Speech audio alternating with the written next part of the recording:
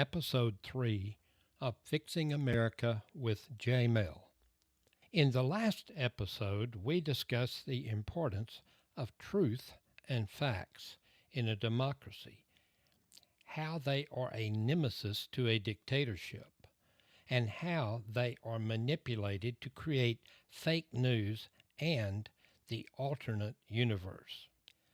But we did not get to the discussion of truthfulness and honesty as character traits and how they can be effectively used to accurately identify disqualifying features in our leaders.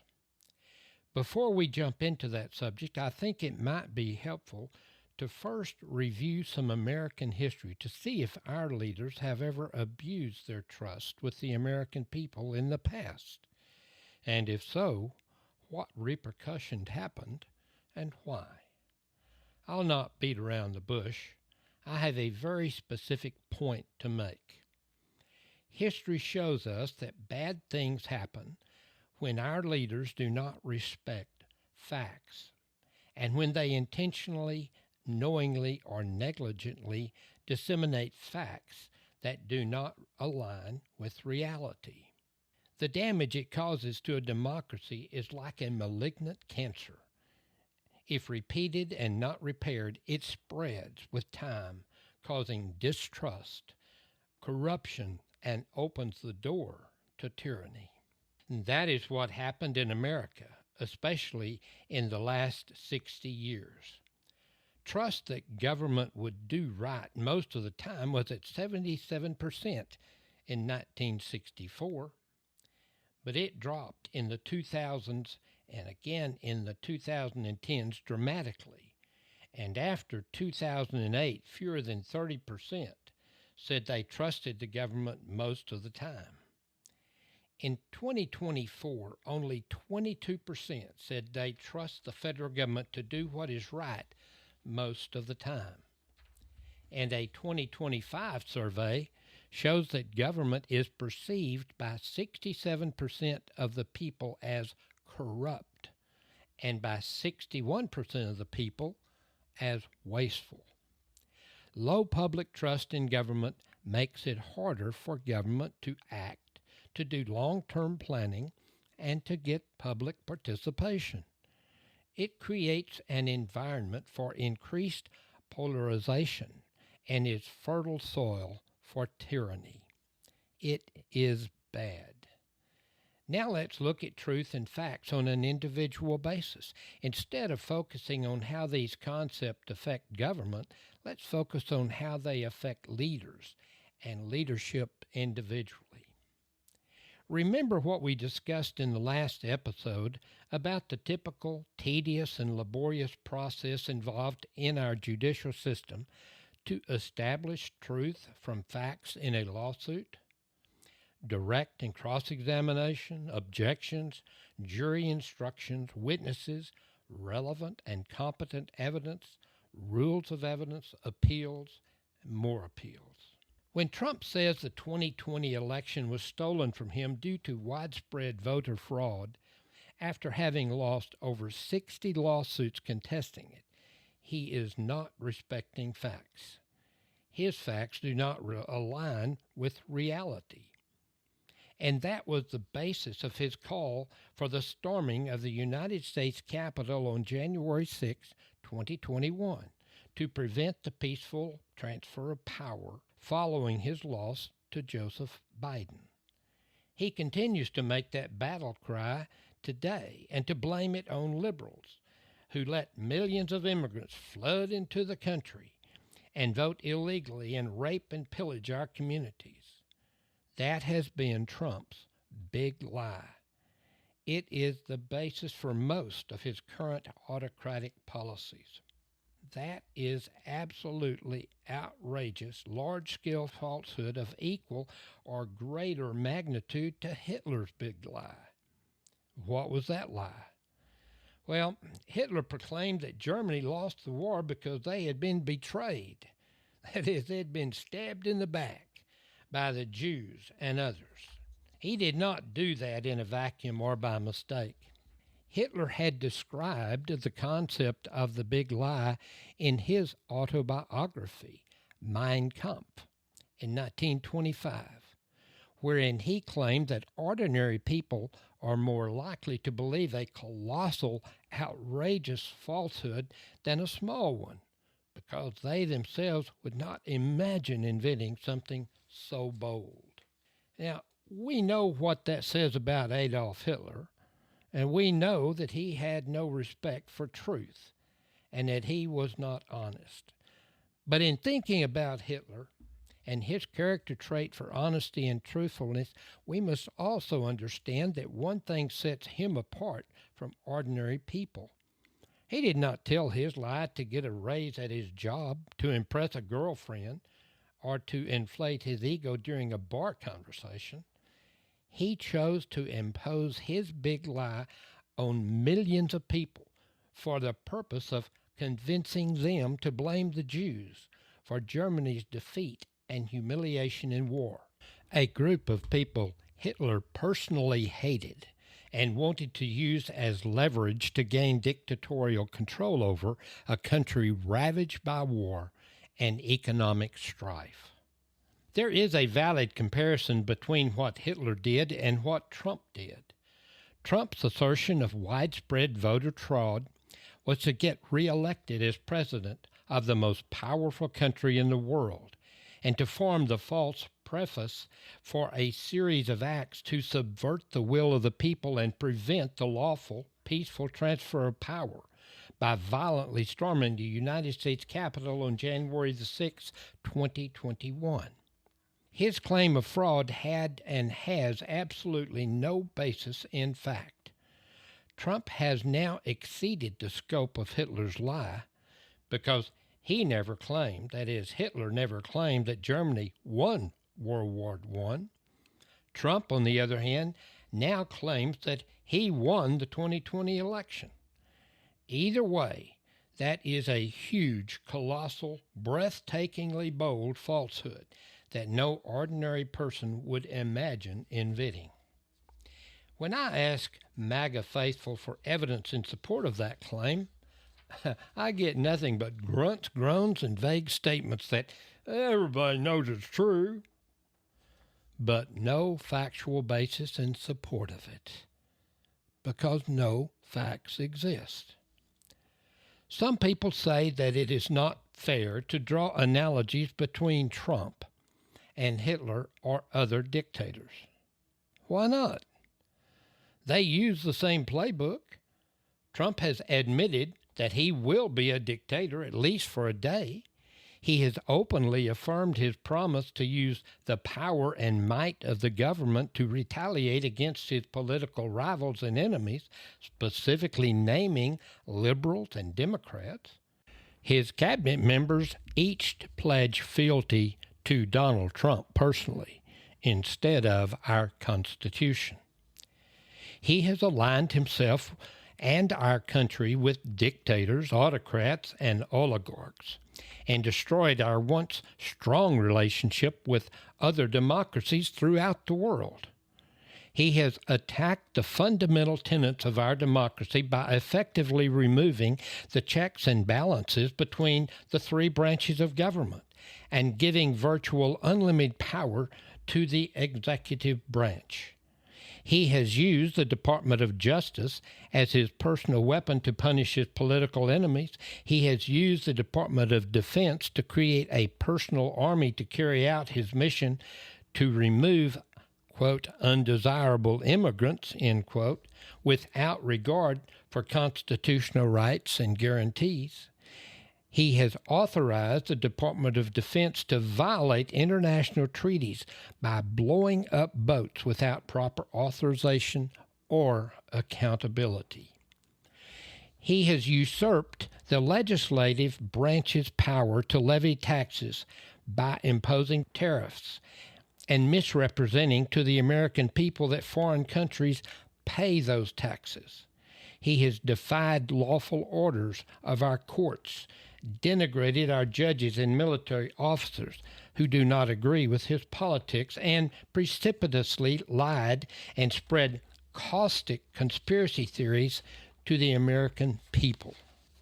Trump has attacked the free press and called it an enemy of the state. He defunded long-standing, highly respected journalistic news sources, NPR, and the Corporation for Public Broadcasting. Trump has asserted his personal control over daily operations of university policy, curriculum, funding, and teachers.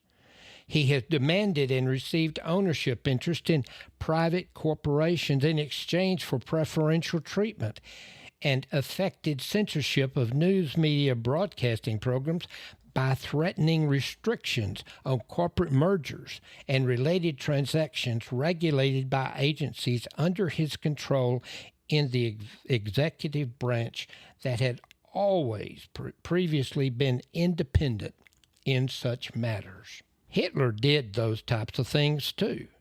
His declared enemy was the Jew. Trump's declared enemies are the immigrants, the liberals, the Democrats, Muslims, transgender people, gay people, homeless people, Mexican people, black people, Jewish people, and anyone who criticizes him. Trump would not be able to do what he is doing today without the history of abuses of facts and truths by our own government. The American public is tired of being lied to. They are tired of seeing money usurp their vote. They have lost faith and confidence in our government and its leaders because the government is mired in finger-pointing. It is incapable of solving problems on behalf of the American people. Derision and division have caused a vacuum that left the door open for a wannabe dictator to waltz in, pick an enemy to blame, name himself as the sole potential savior, and take over the country for his own personal gain. Abuses of facts and truths by our leaders is corrosive, and over time eats holes in the fabric of our democratic institutions and society unless repaired. So keep in mind, to fix America, we must figure out how to restore the health of facts and truth in our leadership and our government. Let's not forget that. It is very important. I thought it might be prudent to review the prominent abuses of facts and truth by our government in America history as follows. Unfortunately, the starting place must be with our Constitution. It is a great piece of literary work and forms a valid foundation for a democratic government. But it was not exactly based on objective facts and truth when it was written. That was of political necessity, and it cannot be changed in history. But it did not treat black people, women, and non-landowners, just to name three groups, with equal dignity to the white male landowners. Our First Continental Congress of the 21st century must fix those problems in the Constitution. We must do more than change the words in the document. We must acknowledge that we were wrong in 1776 and 1787, and the collective mindset of our nation must change. Now, let's review the more prominent abuses of facts and truth by our American government that have contributed to the erosion of trust in government and leadership.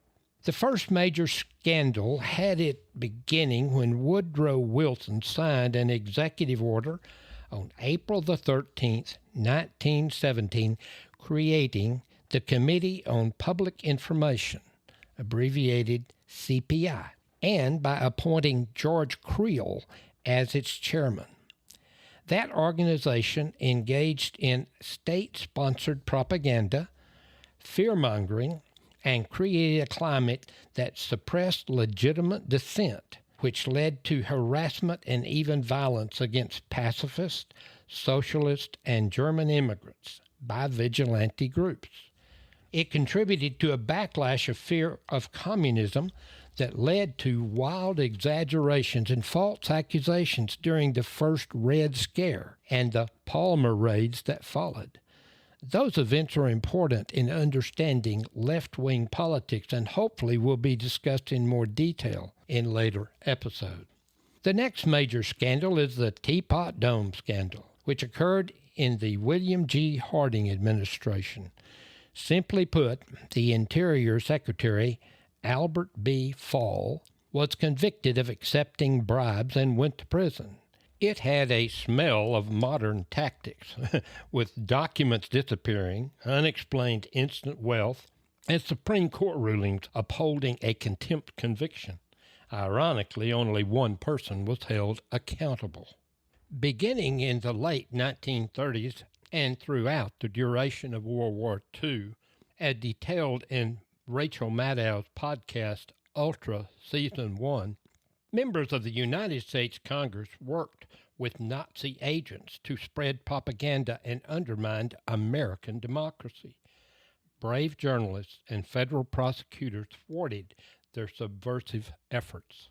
Ironically, shortly thereafter, around 1950, United States Senator Joseph McCarthy falsely claimed that communists had infiltrated every level of government and society without any evidence. He rose to national prominence by making sensational allegations that people were known communists. Yet he never provided credible evidence or substantiated any of his charges, and was censured by the Senate in 1954. He is best remembered by the Army Counsel Joseph Nye Welch's question to McCarthy during a Senate hearing investigating the United States Army's communist activities, when he said, quote, "Have you no sense of decency, sir, at long last?"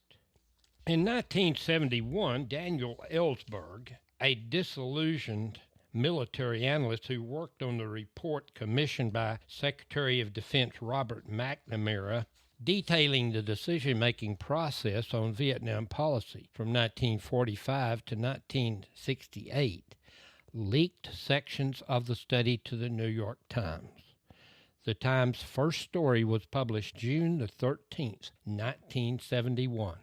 The documents from that report, known as the Pentagon Papers, reveal that the government had systematically lied about the progress of the Vietnam War, implicating wrongdoing by Presidents Eisenhower, Kennedy, and Johnson, among others. Criminal charges against Ellsberg under the Espionage Act were dismissed in 1973 due to government misconduct. President Nixon attempted to stop leaks of the report by a bungled attempt to burglarize Ellsberg's psychiatric office, which later implicated Nixon and others in his administration in the Watergate scandal, which led to his resignation. Within 20 years after that scandal, we learned that our invasion of Iraq by President George W. Bush and his administration, an event that took the United States into the protracted war that we did not win after a decade of fighting and trillions of dollars, was justified on claims of weapons of mass destruction that turned out to be false or misrepresented. As the foregoing sordid list of scandals reveal, Trump did not invent governmental abuse of facts and truth, fake news, and alternative universes. Facts and truth are the cornerstone of a sustainable democracy. We must recognize that our government did not sufficiently safeguard those concepts. As we prepare our democracy, we must ensure those concepts are protected and preserved. Donald Trump lacks the leadership, loyalty, persistence, humility, integrity, conscientiousness, discipline, intellectual, and emotional qualities to be our leader. Thank you for listening to this podcast episode of Fixing America with J. Mel. Please do not forget to hit the like button, leave a comment, and subscribe. And I hope you will join me on our next episode. Until then, be safe and resist.